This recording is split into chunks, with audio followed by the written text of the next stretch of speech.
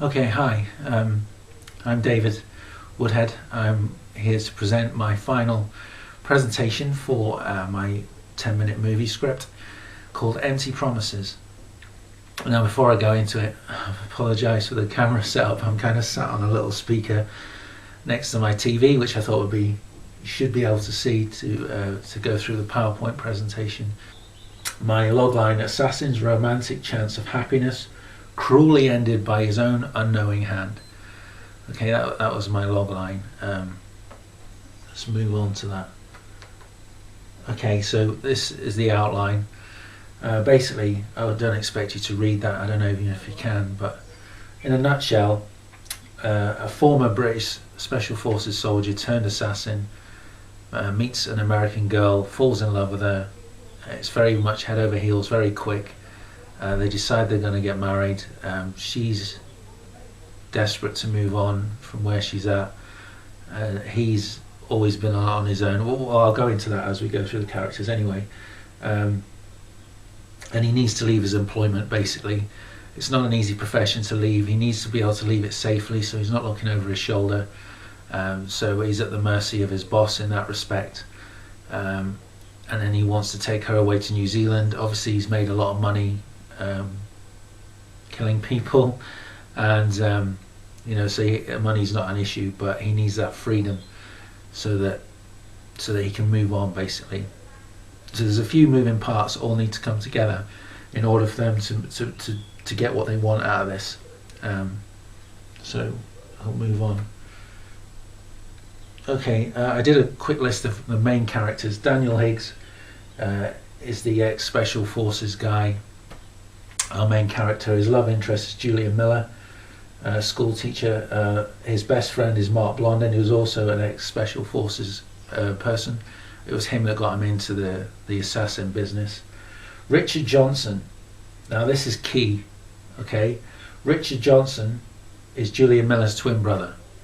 Now Richard Johnson doesn't live where Julia Miller lives, otherwise Daniel would know him. And they have different surnames because, Julia's still technically married. She's just waiting for divorce papers, and they kind of arranged the wedding at the last minute. But she's adopted. In fact, no, sorry, that was a previous idea. Let me scratch that. Julia Miller, her father was a bit of a drunk. He abused her mother.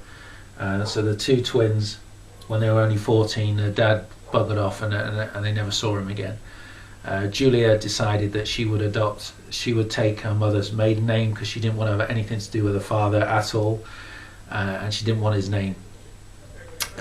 Richard kept the name, although he wanted to change it, but life just kind of got in the way and he never got round to it. So the fact that these two have different surnames is key, absolute key, but we'll come on to that. So the boss is the mysterious employer of the two assassins. Magic Molly, a sexy magician who was mistaken for a stripper in one of the scenes, and Frank Boyle is one of the target in the first scene. Okay, so we'll move on to Daniel Higgs. Somebody quite rough and ready, I suppose, playing this kind of guy. Like I said, he's ex-Special Forces contract killer. He's 34 years old. Obviously he's English. He's been on his own since his fiancée passed away 6 years previous. He's been a kind of bit of a loner in that sense. Never thought he'd find the right girl. Never thought he would settle down at all. Not really. Kind of gave up hope on that until he met Julia. So we'll move on. Julia Miller, somebody like Nicole Kidman, right? School teacher, 31 years old, originally from Chicago but lives in Denver, Colorado. She got out of an abusive marriage about 1 year ago, so she's going through the divorce, waiting for the paperwork to come through so the two of them can get married. And they want to move to New Zealand so he can sort of leave the contract killing behind and kind of go somewhere out of the way. And for her, the abuse that her ex, gave her, she would love to move away, as far away from him as possible. So there's a big reason for them wanting to move on. Now her twin brother, now I realise that these two look nothing alike in real life, but somebody like Ben Affleck or something would play him. Age 31, of course.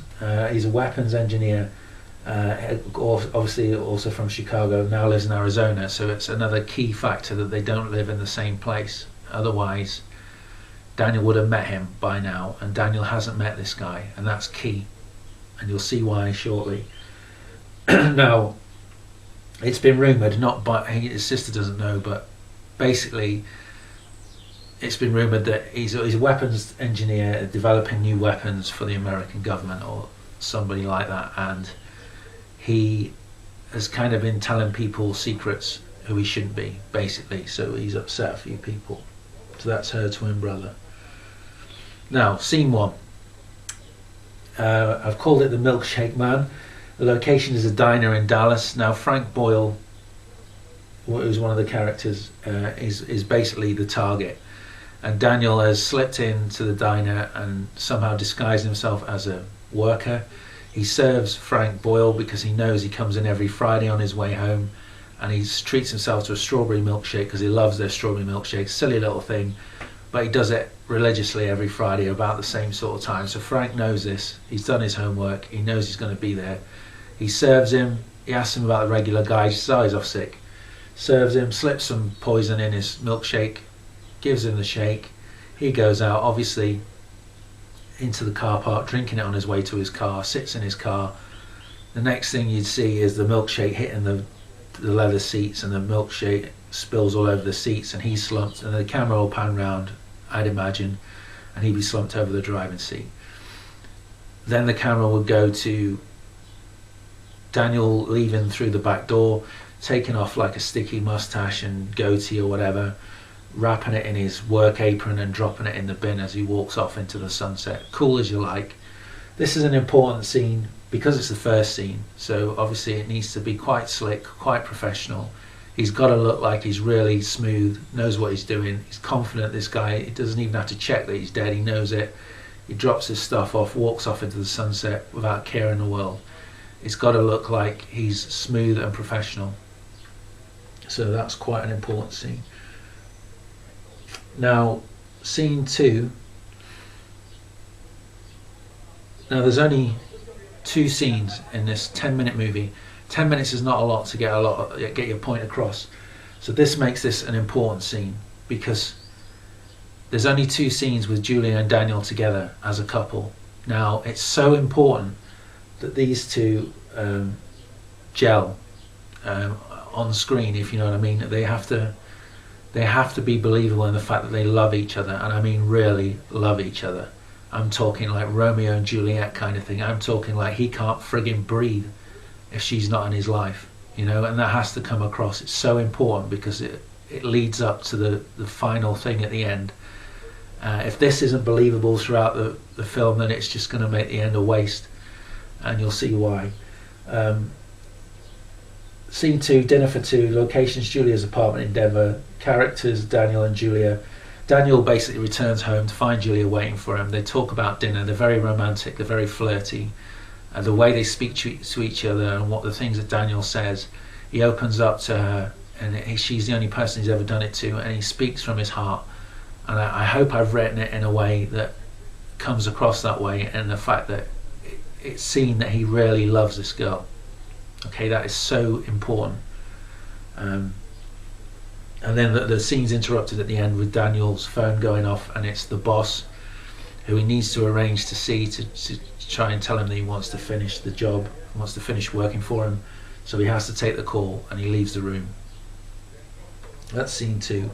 But it's so important because it sets the scene. It emphasizes how they feel about each other and how they are together, and that's so important. Scene 3 is Let Me Go. Location is an abandoned warehouse, basically Daniel's in Cedar City. The boss and Daniel are the 2 characters. There's 2 security men with the boss. He basically pulls into the old abandoned warehouse in his blacked out Mercedes. His 2 heavy men get out and they take Daniel's weapon off him. Daniel then gets in the back with the boss, tells him he wants to leave. The boss kind of agrees to it, surprises Daniel to start with. Then he says, but you have to do one last job. Daniel's not happy about it, but what's he going to do? He needs his freedom. It turns out he can do the job before the wedding, and then it'll all tie in. He does the job, goes to the wedding, gets married. A couple of days later they fly to New Zealand. New start. Perfect. Scene 4, okay, is the stag party. Location is the Dirty Duck Bar in Denver. I'm told that is an actual real drinking bar in Denver, and it's supposedly pretty good, so I set the scene there. The characters Daniel, Magic Molly and Mark, and there's a few sort of like background people who are friends, kind of male friends of Julia, I suppose, because Daniel's friends would be back in UK apart from his best friend who's flown over to America for the wedding. Now Daniel's enjoying his stag party, drinking in the bar. Molly walks in looking fabulous in a like little black dress, walks in, goes to the bar, asks for Daniel by name, goes over to Daniel. Daniel assumes that she's a stripper that they've hired for him. He says something to her that upsets her. She slaps him, storms out, grabs $50 off his mate who's just holding it up, snatches it off and walks straight out. And he turns out that she was actually a sexy kind of magician, not a stripper. I just thought it added a bit something different into it, really, instead of the old cliche of actually having a stripper, and maybe a bit of humour. So we move on to scene 5, if my laptop will work. Okay, so scene 5 is the opposite end of the scale. The girls are having a hen party. They've gone to a pretty posh sort of restaurant, a piano guy playing in the corner kind of thing. They're drinking Prosecco and wine and stuff. And she's forced to give a speech, basically, and she talks about Daniel.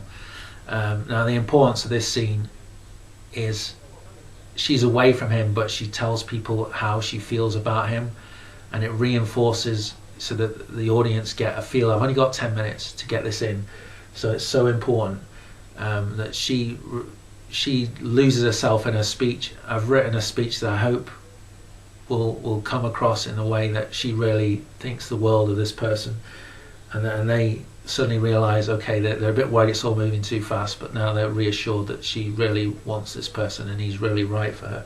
So that's an important scene. Now scene 6 goes back to Dirty Duck Bar, kicking out sort of time. There's only Mark and Daniel left, and they have the same sort of conversation. They reminisce about army days for a little while, and then Daniel tells Mark how he feels about Julia, again reinforcing from his side that he really loves this girl, so that it comes across very clear, I hope. So that's another important scene. I suppose every scene's important when you've only got 10 minutes, right?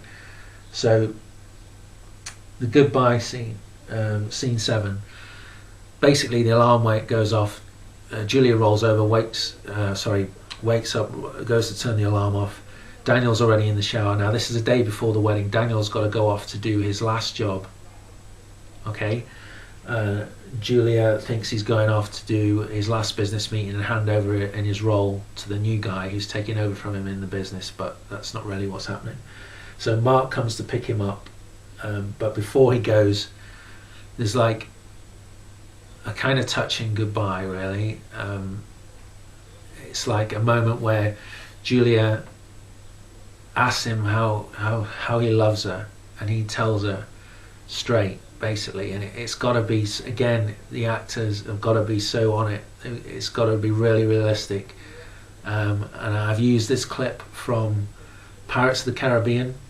It's a scene where Orlando Bloom, his character, has taken the heart of Davy Jones, and he's got the curse of Davy Jones, so he can only go ashore once every 10 years. So he's with Keira Knightley, the character who he's in love with. They're in love with each other, and they know it's going to be 10 years before he can set foot on land again. So their love has to endure that 10-year separation, which is amazing. It's such a touching thing. It's so strong and it's touching, and I need it to be like that. It has to be really like, oh my God, because when the tragedy hits, it's going to be so much more with a punch, if you know what I mean.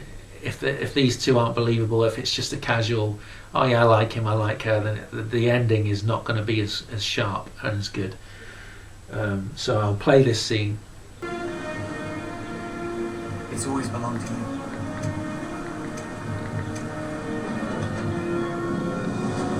Will you keep it safe?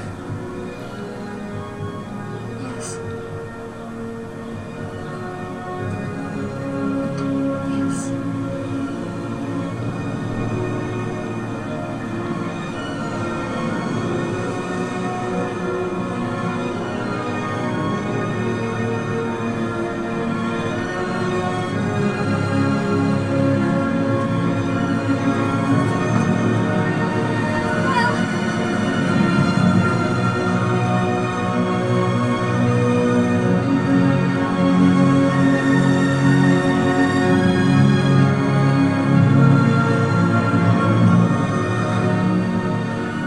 Keep a weather eye on the horizon.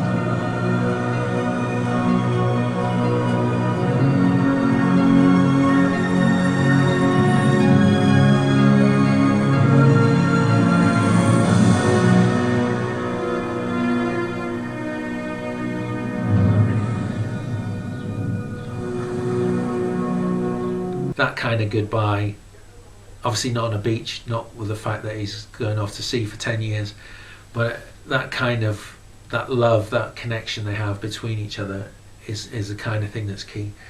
Now, obviously the final scene is probably the most important scene.